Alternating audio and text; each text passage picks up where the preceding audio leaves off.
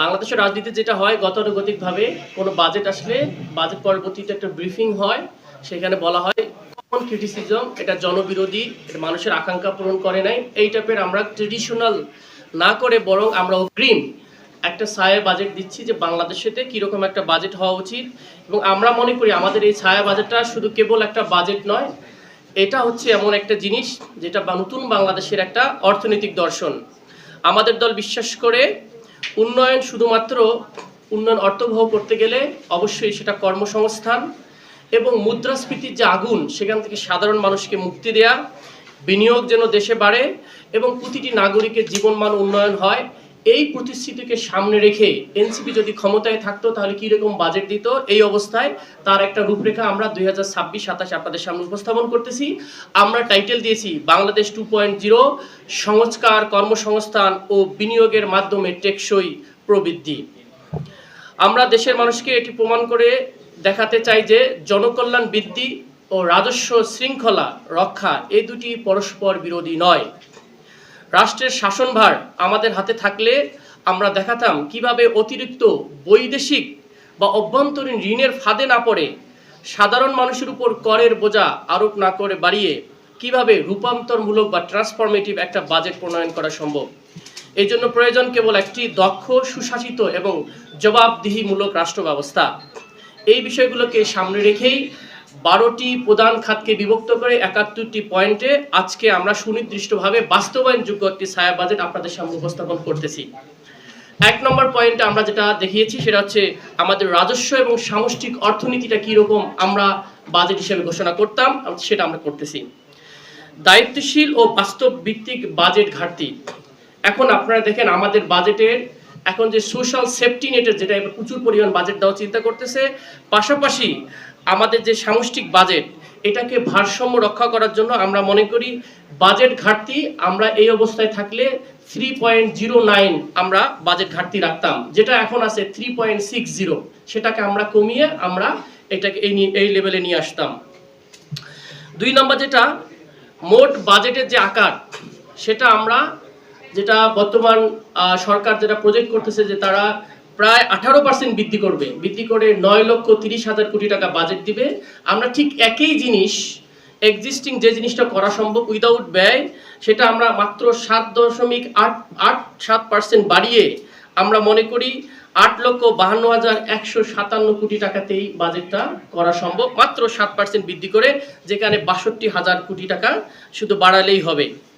এবং জিডিপির যে প্রক্ষেপণ যেটা আমরা বলি সেটাতে আমরা মনে করি যে এখন 9.2 যেটা আছে সেটাকে আমরা মনে করি ইনফ্লেশনটা কমিয়ে 8% করা সম্ভব এবং 2027-28 সালের নাগাদ এটাকে 6%-এ ইনফ্লেশন নামিয়ে আনা সম্ভব আমরা যেভাবে মনে করি, এবং কিভাবে এটা হবে সেটা আমরা পরবর্তী স্টেপে আমরা বলে দিচ্ছি।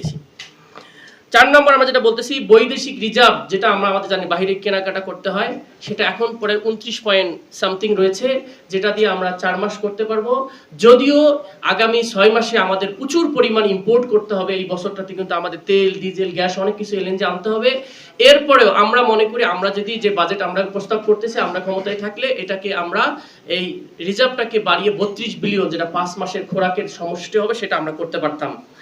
রাজস্ব এবং জিডিপির যে অনুপাত যেটা রয়েছে সেটা আপনারা জানেন যে বাংলাদেশ একমাত্র যেখানে হচ্ছে এশিয়ার, সাউথ এশিয়ার সবচেয়ে কম আমাদের 6.7 আমাদের এই রাজস্ব এবং জিডিপির যেটা হার রয়েছে, সেখানে আমরা মনে করি যে আমরা যে বাজেট দিয়েছি বা আমরা ক্ষমতায় থাকলে 9.32 করা সম্ভব।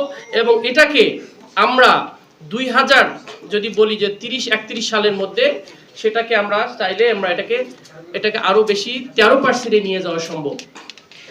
এরপরে যদি দেখি সুদ এবং বাজেট, আপনারা জানেন কিনা জানি না আমাদের বাজেটের প্রায় 15.4% এই বাজেটের আমরা কিন্তু সুদের টাকা দিতে শেষ হয়ে যায়, সেখানে মানে যা বাজেট করে তা 15% এখানে চলে যাচ্ছে। আমরা মনে করি এখানে আরো 2% হ্রাস করা সম্ভব। কিভাবে কমানো সম্ভব সেটা হচ্ছে আমরা এখানে প্রস্তাবনা দিয়েছি। এই একই জিনিস আমরা যখন ইন্টারনালি ঋণটা গ্রহণ করি, সরকার তো ঋণ করে এই জিনিসটা করে, ঋণের সুদ দেয়, এটা ব্যাংক থেকে নেয়, ট্রেডিশনাল কনভেনশনাল স্টাইলে যখন নেয় তখন 11%-এর অধিক সুদ দিতে হয়। কিন্তু একই জিনিসটাকে যদি বন্ড এবং ইসলামিক সুকুকের মাধ্যমে করা হয় তাহলে 1 থেকে 1.5% কমে আসে, যেটাতে প্রায় আমরা মনে করি যে প্রায় আমাদের অনেক টাকা 12,000 কোটি টাকার মতো সেভ হয়। তাহলে এক্সিস্টিং গভর্নমেন্ট কিন্তু 12,000 কোটি টাকার যে বাজেট দিচ্ছে, ঋণ গ্রহণ করতেছে। এবং আপনারা জানেন তো এবার গভর্নমেন্ট প্রায় গতবার তো 1,04,000 কোটি টাকা ব্যাংক থেকে গ্রহণ করেছে, এবার প্রায় 1,43,000 কোটি টাকা গ্রহণ করার চিন্তা করতেছে। বিগ অ্যামাউন্ট, যেখানে আবার যদি সুদ দেয় আগামী বছর হয়তো বাজেটে সেটা 16% হয়তো দিতে হবে। সে জায়গায় আমরা মনে করি ব্যাংকিং খাত থেকে আমাদের প্রস্তাবনা অনুযায়ী আমরা প্রায় 14,000 কোটি টাকা কমাইতে পারবো আমাদের বাজেট যেভাবে দেয়া আছে সেটা অনুযায়ী। এবং 2 নম্বর যেটা আমাদের পয়েন্ট, সেটা হচ্ছে রাজস্ব কাঠামো ও করজাল সম্প্রসারণ। আমরা যে কথাগুলো বললাম এই বাজেটটা কিভাবে বাস্তবায়ন করব, আমরা 6টা উৎস থেকে নতুন করে 76,000 কোটি টাকা অতিরিক্ত আয় করতে পারবো। সেটা কিভাবে আয় করতে পারবো তার 1 নম্বর পয়েন্টটা আপনাদেরকে বলতেছি। বিদ্যুৎ সংযুক্ত কর বাধ্যতামূলক করা। এটা কি জিনিস? আমরা একটা মিনিমাম কর ধরেছি যে 75 ইউনিট হয়, এটা মিনিমাম লেভেলে যারা করে তাদেরকে করমুক্ত রেখে এর অধিক যারা বেশি ব্যয় করে, যাদের ফ্রিজ অনেক কিছু আছে, এরা অবশ্যই অনেক টাকা ব্যয় করা স্বাবলম্বী যারা আছেন তাদেরকে করের আওতায় আনা, এমন একটা আইন করা যারা এর অধিক আপনার ইউনিট ব্যবহার করতেছে তাদেরকে যদি কর সাবমিশন বাধ্যতামূলক করা হয়, তাহলে আমরা দেখতে পাবো যারা করের আন্ডারে ছিল না তারা করের আন্ডারে চলে আসবে। এটার মাধ্যমে আমরা মনে করি প্রায় অনেক টাকা আমরা রাজস্ব খাতে আয় করতে পারবো। 2 নম্বর যেটা, টিন, এনআইডি এবং এমএফএস সংযোজন। এমএফএস বলতে বলছি আমরা দেখবেন আমাদের বিকাশ, নগদ, অনেক ধরনের ট্রানজ্যাকশন মাইক্রো ক্ষুদ্র বিজনেসে যেগুলো হয় সেগুলোকে যদি আমরা অ্যাডজাস্ট করে দিতে পারি আমাদের এইটার ক্ষেত্রে আমরা দেখেছি। এবং পাশাপাশি আপনারা জানি খুশি হবেন যে আসলে দেখেন আমাদের দেশ এমন একটা দেশ, এখানে প্রায় 6,92,00,000 লোক কর্মজীবী মানুষ আছে। এর মাত্র 44 লক্ষ লোক ট্যাক্স সাবমিশন দেয়, মানে ট্যাক্সের মানে টিন আছে। এই টিন থাকার মধ্যে আবার দেখবেন যে প্রায় 14-15 লাখ লোক মাত্র ট্যাক্স দেয়।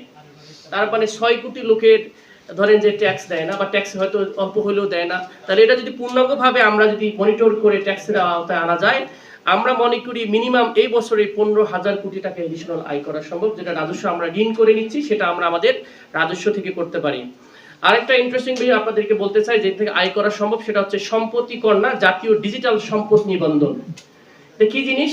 আপনারা যদি দেখেন আমাদের শুধু ঢাকার কথাই যদি বলি, ঢাকা দক্ষিণে প্রায় 2 লক্ষ হোল্ডিংস আছে, আর উত্তরে প্রায় 2,87,000 হোল্ডিংস আছে। এই যে হোল্ডিংগুলো আছে আপনারা দেখেন যখন বাড়ি ভাড়া নেয় তারা কিন্তু কোনো ব্যাংক ট্রানজাকশন করে না, করে ক্যাশ ফ্লোটা নেয়। একটা বাসায় কিন্তু একাধিক 10 তলা 5 তলা মাল্টি স্টোরেজ আছে, সেখানে যে আয়টা হয় সেখানে কিন্তু কোনোভাবে কর দেখানোর সুযোগ থাকে না। এটাকে যদি আমরা আমাদের হোল্ডিং জাতীয় এই নিবন্ধনের মাধ্যমে আনা করতে পারি, এবং সারা দেশে বড় বড় সিটি যেগুলোতে রয়েছে, সিলেট বলেন, চিটাগং বলেন, তাহলে আমরা বিশ্বাস করি এখান থেকে গভর্নমেন্ট মিনিমাম 20,000 কোটি টাকা আয় করা সম্ভব। তাহলে আমাদের দেখেন বৈদেশিক এবং দেশীয় ঋণ আমরা অনেকগুলো কভার করতে পারবো।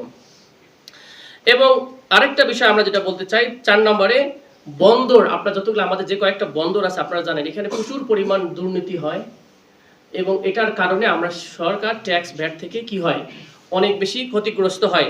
সেখানে আমরা দেখেছি, হিসাব করে দেখেছি, সরকার যদি এটাকে বন্দর ডিজিটালাইজেশন করে, দুর্নীতি মুক্ত করে, তাহলে আমরা প্রায় 20,000-25,000 কোটি টাকা আমরা এখান থেকে আমরা এই আবার আয় করতে পারবো। এছাড়াও 5 নম্বর আমরা দেখেছি অপ্রয়োজনীয় কর অব্যাহতি বাতিল। অনেক জায়গায় এরকম যেগুলো আছে অপ্রয়োজনীয়ভাবে বাতিল করা হয়েছে, সেগুলোকে যদি আমরা বাতিল করতে পারি সেখান থেকেও আমরা একটা বেশ 20,000 কোটি টাকার মতো আমরা সাশ্রয় করতে পারবো, যেগুলোকে করের আওতা আনা হয়নি বিভিন্নভাবে বিভিন্ন অজুহাতে। সেগুলো হলে আমরা গভর্নমেন্ট একটা আয়ের সেক্টর হিসেবে কাজ করবে। আর একটা বিষয় অবশ্যই আমাদের মনে রাখতে হবে যে আরেকটা ইন্টারেস্টিং বিষয়, রাষ্ট্রায়ত্ত প্রতিষ্ঠান এগুলোকে আমরা পুঁজিবাজারে তালিকা করি নাই। আমরা যেটা করতেছি যে রাষ্ট্রের 6-7টা প্রতিষ্ঠান যেগুলো খুব লাভজনক প্রতিষ্ঠান, এগুলোকে যদি আমরা ডিএসসি অথবা সিএসসি তে আমরা ইনলিস্টেড করি, তাহলে যেটা হবে গভর্নমেন্ট লোন বেজ না হয়ে বরং ইকুইটি বেজ হবে। তাহলে এখানে এটা দিলে অনেকে শেয়ার কিনবে, সে টাকা দিয়ে গভর্নমেন্ট তা চলতে পারবে, এবং গভর্নমেন্টে তখন ঋণের টাকাটাও পে করতে হবে না, বরং এডিশনালি এই লাভজনক প্রতিষ্ঠানটা ডিএসসি তে ঢোকার কারণে 15 থেকে 20% আমরা মনে করি যে ডিএসসির মূলধন বাড়বে, এবং ডিএসসি তে একটা বিশাল ইতিহাসের সবচেয়ে বড় একটা মূলধনের একটা জায়গা তৈরি হবে। তো সব মিলে আমরা প্রায় 6টা সেক্টর থেকে আমরা দেখালাম যে কিভাবে 76,000 কোটি টাকা এডিশনালি রানিং যদি আমরা বাজেট ঘোষণা করি, আমরা সরকারে থাকতাম তাহলে আয় করতে পারতাম। এবং এছাড়া আমরা অনেক জায়গায় উপরে দেখালাম যে কিভাবে আমরা কমাইতে পারি, যেটা সুকুক বন্ডের মাধ্যমে। এর বাকি অংশ আমি আমার কোলিজ সম্মানিত ফয়সালকে প্রেজেন্টেশন করার জন্য বলতেছি। আমরা একটা জিনিস বলতে চাই যে এই বছরে আমরা বাজেট আমাদের যে জিডিপি প্রবৃদ্ধি ধরছি 13%, যেখানে আমরা বিশ্বাস করি যে আমাদের ইনফ্লেশন 8% রাখা সম্ভব এবং জিডিপির অ্যাকচুয়াল গ্রোথ হবে 5%। আমাদের বাজেটকে আমরা যেটা আতিক মুজাহিদ ভাই বললেন যে আমরা প্রায় 62,000 কোটি টাকা বৃদ্ধি দেখাচ্ছি, যে গভর্নমেন্ট এই বছর 62,000 কোটি টাকা এডিশনাল এক্সপেন্ডিচার করবে।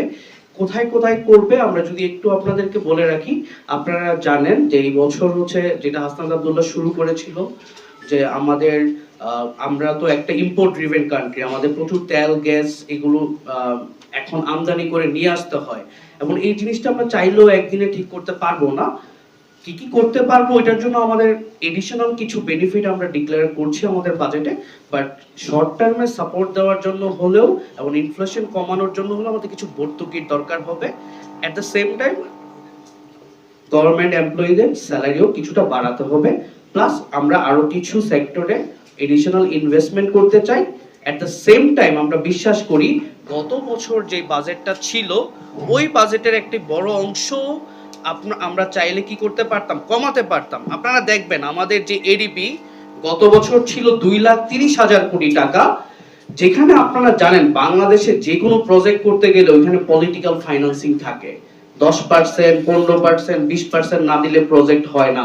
সো এই যে 10%, 15%, 20% এর ইকোনমিকে আমরা যদি জাস্টিফিকেশন করে নিয়ে আসি তাহলে ওই বাজেটে কিন্তু একটা বড় ধরনের আমরা সাশ্রয় করতে পারতাম। সো আমরা বলছি যে আমরা এডিপি বাড়াবো ডেফিনেটলি, কারণ আমাদের যে বাজেটটা এই বাজেটটা হয়ে গিয়েছে হলো আপনার দেখবেন যে অপারেটিং বাজেট আমাদের, আমরা এনসিপির পক্ষ থেকে আমরা কিভাবে ডেভেলপমেন্ট বাজেটের দিকে যেতে পারি বেশি বেশি সেটার দিকে ফোকাস করতে চাই। কারণ কি আপনারা দেখে থাকবেন দেশের এখন ইকোনমিক অবস্থা খুবই দুর্বিষহ, মানুষের চাকরি বাকরি সৃষ্টি হচ্ছে না, কর্মসংস্থান সৃষ্টি হচ্ছে না। ইকোনমিতে একটা থিওরি আছে কেইনেশিয়ান মডেল, যেটাকে বলা হয় যে কেইনেশিয়ান মডেল বলে যখন ইকোনমি স্লো ডাউন হয়ে যায় তখন ইকোনমিতে বেশি বেশি গভর্নমেন্টের এক্সপেন্ডিচার করা উচিত। এই জন্য আমরা বলছি যে এই বছর বাজেটের গ্রোথটাও একটু দরকার। যে আমরা গত বছর দেখেছিলাম ইন্টিরিম গভর্নমেন্ট 10,000 কোটি টাকার বাজেট কম দিয়েছিল, কিন্তু আমরা এই বছরে একটু বেশি 62,000 কোটি টাকার বেশি বাজেট দিতে চাচ্ছি, কারণ আমাদের এখন কর্মসংস্থান সৃষ্টি করতে হবে, আমাদের এই দরিদ্র পীড়িত মানুষদেরকে বাঁচাতে হবে। সো এই দরিদ্র পীড়িত মানুষদেরকে বাঁচানোর জন্যই আমাদের এই বাজেট। এখন আতিক মুজাহিদ ভাই আরেকটা জিনিস আপনাদেরকে বলেছে যে এই যে 62,000 কোটি টাকা কিভাবে আমরা আয় করব, কারণ আপনারা যখনই আমরা বলি যে আমরা বাজেট বাড়াতে চাই আপনারা বলেন আপনারা কিভাবে খরচ করবেন বা এই রেভিনিউটা কোথায় থেকে পাবেন। এই রেভিনিউর পোরশনগুলো আতিক মুজাহিদ ভাই 6টা পয়েন্টের মাধ্যমে আপনাদেরকে বুঝিয়ে দিয়েছে। এখন আমরা আরো কিছু প্রপোজাল দিতে চাই। দেখেন বাংলাদেশের মানুষ দিনকে দিন গরিব হচ্ছে, ইনফ্লেশন 9% এর নিচে নামছেই না, আমাদের রিয়েল ডিসপোজেবল ইনকাম যেটা এটা কমে যাচ্ছে, কিন্তু 10 বছর আগেও আপনার সর্বনিম্ন কর সীমা ছিল 3,50,000, এখনো 3,50,000। মানে কি আপনি 32,000 টাকা ইনকাম করলে আপনাকে ট্যাক্স দিতে হয়। এনসিপি বিশ্বাস করে এটা একটা 32,000 টাকা ইনকামের মানুষ সে ঢাকা শহরে থাকার যোগ্যতাও রাখে না, সে ভাড়া দিয়ে থাকতে পারবে না। তো আমরা বলছি যে করমুক্ত আয়ের সীমা 4.5 লক্ষ টাকা করে দেওয়া উচিত, যাতে নিম্ন মধ্যবিত্ত মানুষদের উপর ট্যাক্স বার্ডেনটা কমে আসে। এইটা আমাদের একটা বড় প্রপোজাল, যাতে 4.5 লাখ টাকার নিচে করমুক্ত আয় রাখা হয়। 2 নাম্বার, আমাদের যে নারী এবং প্রবীণ জনগোষ্ঠী আছে তাদের জন্য যাতে এটা 4,75,000 টাকা করা হয়, এবং প্রতিবন্ধীদের জন্য যেন এটা 5 লক্ষ টাকায় করা হয়। আমাদের বাজেটে দেখবেন অনেকে জাকাত দিয়ে থাকে, সো জাকাত দেওয়ার পরে তাকে আবার ট্যাক্স দিতে হয়। আপনি মালয়েশিয়া থেকে পৃথিবীর অন্য জায়গায় যদি দেখেন যে জাকাত দেয় তাকে আবার এটার জন্য একটা ট্যাক্স এক্সেমশন পাওয়া যায়। সো আমরা বলছি সরকারের এনলিস্টেড যদি কোথাও কেউ জাকাত দেয় তাহলে তাকে যাতে কর রেওয়াজ দেওয়া হয়। এট দ্য সেম টাইম এই যে আমাদের একটা ইকোনমি, এই ইকোনমিতে প্রায় $9 বিলিয়ন মতো জাকাত কালেকশনের একটা অপশন আছে। গভর্নমেন্ট এখন পর্যন্ত এটাকে এক্সপ্লোর করছে না। সো গভর্নমেন্ট যদি এটাকে এক্সপ্লোর করে এখান থেকে আমরা বিশ্বাস করি $3 বিলিয়ন বা 3 লাখ কোটি টাকার মতো একটা রেভিনিউ কালেকশন করা সম্ভব। এই সেকশনটা পুরোটাই আমরা করতে পারছি না। এখন 2টা প্রবলেম। নাম্বার 1, আমরা গভর্নমেন্টকে বিশ্বাস করি না। বাংলাদেশের মানুষ যদি গভর্নমেন্টকে বিশ্বাস করত, আমরা বিশ্বাস করি ট্যাক্স সবাই দিত, কিন্তু গভর্নমেন্টকেই মানুষ বিশ্বাস করতে পারে না। সো গভর্নমেন্ট যদি তার বিশ্বাসযোগ্যতার জায়গায় নিয়ে যেতে পারে, তাহলে কর বা জাকাত এগুলো গভর্নমেন্টের থ্রুতে কালেকশন করাটা অসম্ভব কিছু না। কিন্তু এই জন্য এমন একটা গভর্নমেন্ট আমাদের দরকার, যাদেরকে বলতে হবে দেখো আমি কোনো পার্টি ফাইন্যান্সিং এর জন্য কর নিচ্ছি না, আমি এডিপি থেকে চুরি করার জন্য কর নিচ্ছি না, আমি টাকা নিচ্ছি কিসের জন্য? আমি নিচ্ছি দেশের প্রকৃত উন্নয়নের জন্য। আমি নিচ্ছি যাতে তুমি ভবিষ্যতে পেনশন পাও, আমি নিচ্ছি যাতে তুমি স্বাস্থ্য সেবা পাও, আমি নিচ্ছি যাতে তোমার ভবিষ্যৎ প্রজন্ম এদেশে ভালোভাবে থাকতে পারে। এই জিনিসগুলো যদি এনশিওর করা যেত, আমাদের কর বা জাকাত দুইটাই গভর্নমেন্ট কালেকশন করতে পারতো। একটা ইন্টারেস্টিং আমরা যেটা ইনহেরিটেন্ট ট্যাক্স নামে একটা ট্যাক্স আছে গ্লোবালি, আপনারা দেখে থাকবেন। আমরা মনে করি যে এই যে ছোট গরিব মানুষদের উপর আপনারা ট্যাক্স চাপায় দিচ্ছেন, এইটা উচিত না। বরঞ্চ যাদের অনেক সম্পত্তি, আমরা বলছি যাদের নেট সম্পত্তি 5 কোটি টাকার উপরে, উনি যখন মারা যাবেন, ওনার ছেলে মেয়ের কাছে যখন সম্পদটা ট্রান্সফার হবে, ওই ট্রান্সফারের সময় একটা ট্যাক্স দেওয়া উচিত। কারণ কি, আমরা দেখেছি 5 কোটি টাকার নেটের উপর বাংলাদেশে মাত্র 1 লাখ মানুষের সম্পদ আছে। ওই 1 লাখ মানুষের সম্পদের উপর যদি আমরা ট্যাক্স কাটি, তাহলে বছরে 1000 থেকে 2000 কোটি টাকার এডিশনাল ট্যাক্স কালেক্ট করা সম্ভব, যেটা উন্নত বিশ্বেও হয়ে থাকে। সো গরিব মানুষদের থেকে টাকা কালেক্ট না করে আমরা বিশ্বাস করি ধনীদের কাছ থেকে টাকা নিয়ে আসা যায়। বাংলাদেশে কর্পোরেটের যে কর, এটা দেখবেন যে পৃথিবীর অন্যান্য দেশ থেকে বেশি। সো এনসিপির ম্যানিফেস্টোতে আমরা বলেছিলাম যে করের রেট 27.5% থেকে আমরা গ্র্যাজুয়ালি 20% নিয়ে আসতে চাই, এবং এটার প্রথম স্তর হিসাবে এই বছর আমরা 2.5% ট্যাক্স কমাতে চাই সবার জন্য। এবং আপনারা জানেন যে ক্যাপিটাল মার্কেটের লিস্টিং হয় না, বা ক্যাপিটাল মার্কেটের লিস্টিং হওয়ার জন্য একটা ট্যাক্স ইনসেন্টিভ দরকার। এনসিপির পক্ষ থেকে আমাদের রিকমেন্ডেশন হলো, যেই কোম্পানিগুলো এখন থেকে লিস্টেড হবে তাদের জন্য প্রথম 5 বছর ট্যাক্স ডিফারেন্স 25 থেকে আরো 10% কম হওয়া উচিত। দ্যাট মিন্স তারা 15% ট্যাক্স দিবে। আমরা জানি যে এই কোম্পানিগুলো লিস্টেড হয়, তারা অটোমেটিক্যালি আর্নিং দেখায় যাতে তাদের ভ্যালুয়েশন বেটার হয়, এবং তারা ভালো ট্যাক্স দেয়, এটা হিস্ট্রিক্যালি প্রুভ। সো বেশি বেশি কোম্পানি যদি লিস্টেড হয়, গভর্নমেন্ট অটোমেটিক্যালি বেশি ট্যাক্স পাবে। এরপর আমরা বলছি যে বাংলাদেশের মানুষ ব্যাট দেয় কিন্তু গভর্নমেন্ট ব্যাট পাচ্ছে না। সো এইটাকে কিভাবে সলভ করা যায়? এখানে সলভ করার কিছু মডেল আছে। আমরা তাইওয়ানে দেখেছি যে যারা ব্যাট দিচ্ছে তাদেরকে গভর্নমেন্ট একটা লটারি দিচ্ছে, ক্যাশ ইনসেন্টিভ দিচ্ছে।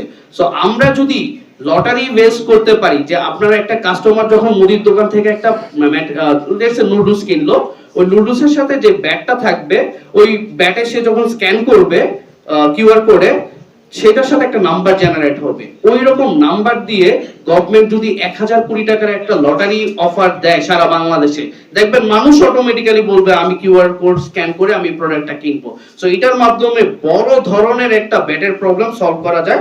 আমাদের দেশের সিপিডির হিসাব মতে যে বড় একটা অংশ ব্যাট মানুষ প্রদান করছে কিন্তু গভর্নমেন্ট পাচ্ছে না, এই প্রবলেমটা এইভাবে সলভ করা যায়। খুব ইন্টারেস্টিং জিনিস দেখবেন, নিত্য প্রয়োজনীয় পণ্যের উপর কয়েকদিন পর পর ব্যাট বাড়ানোর জন্য গভর্নমেন্ট বলে। এনসিপির পক্ষ থেকে আমরা বলছি যে নিত্য প্রয়োজনীয় 8টি পণ্যের উপর, যেমন চাল, গম, ভোজ্য তেল, লবণ, চিনি, ডাল, আলু এবং পেঁয়াজ, এই 8টি পণ্যের উপর কোনো ধরনের ব্যাট সামনের 5 বছর করা যাবে না। কারণ এইগুলোর উপর ব্যাট দিলে সাধারণ মানুষের চলার কোনো উপায় থাকে না। সো এনসিপির পক্ষ থেকে আমাদের প্রস্তাবনা হচ্ছে কোনোভাবেই নিত্য প্রয়োজনীয় পণ্যের উপর ব্যাট দেওয়া যাবে না। আরেকটা জিনিস, আমাদের এখানকার আপনারা সাংবাদিকরা আছেন, এদেরকে আমরা গিগ ওয়ার্কার বলি। আপনারা ফ্রিল্যান্সিং করেন, আপনারা অনেকেই সাংবাদিকতা করেন, মজুর সাংবাদিকতা করেন, আপনাদের জন্য ইন্টারনেট দরকার। আপনি যখন মোবাইলে 100 টাকা ভরেন, সাথে সাথে 39 টাকা কেটে নিয়ে চলে যায় গভর্নমেন্ট। আমাদের পক্ষ থেকে প্রস্তাবনা হলো, এই দেশকে উন্নয়ন করতে হলে আমাদের যেটা করতে হবে, আমাদের এই ইন্টারনেটের কস্ট কমাতে হবে। সো ইন্টারনেটের কস্ট যাতে 39 টাকা থেকে কমে 30 টাকায় আসে এই বছরের মধ্যে, এটা আমাদের একটা প্রপোজিশন থাকবে গভর্নমেন্টের কাছে, এবং আমরা গভর্নমেন্টে থাকলে ডেফিনেটলি এটা আপনাদের জন্য করে দিতাম, তাহলে ওভারঅল ইন্টারনেট কস্টটা কমে আসতো। এছাড়া আমরা বলছি যে আপনারা জানেন যে আমাদের দেশে এখন মিনিমাম ট্যাক্স রেট ম্যাক্সিমাম কোম্পানির জন্য 1%, কিছু কোম্পানির জন্য 3% করা হয়েছে। আমরা এই বৈষম্য চাই না, আমরা সবার জন্য 1% হচ্ছে মিনিমাম ট্যাক্স চাই। কিন্তু যারা স্টার্টআপ ব্যবসা করছে বা যারা এসএমই, খুবই মানে নতুন ব্যবসায়ী, তাদের উপর কোনোভাবেই যাতে এই ধরনের মিনিমাম ট্যাক্স চাপায় না দেওয়া হয়, এই জন্য আমাদের একটা রিকমেন্ডেশন থাকছে। এবং কোনোভাবে যদি মিনিমাম ট্যাক্স আপনার ফাইনাল ট্যাক্সের উপরে হয়ে যায়, তাহলে এটা যাতে ভবিষ্যতে ক্যারি ফরওয়ার্ড করার একটা অপশন থাকে, সেটা নিয়েও আমরা কথা বলেছি। আমাদের আরেকটি গুরুত্বপূর্ণ শিল্প হচ্ছে লাইট ইঞ্জিনিয়ারিং সেক্টর। তো আমরা বলছি এখানে এখন 10 বছরের ট্যাক্স এক্সেমশন দেওয়া আছে, এটাকে আরো 5 বছরের ট্যাক্স এক্সেমশন বাড়ানো উচিত, যাতে এই ইন্ডাস্ট্রি ডেভেলপ হয়। এবং এই ইন্ডাস্ট্রি ডেভেলপ হলেই কেবলমাত্র আমাদের কর্মসংস্থান বাড়বে। সো যেইগুলো কর্মসংস্থান মুখী ইন্ডাস্ট্রি, এগুলোর ট্যাক্স রেট ডেফিনেটলি কম হওয়া উচিত।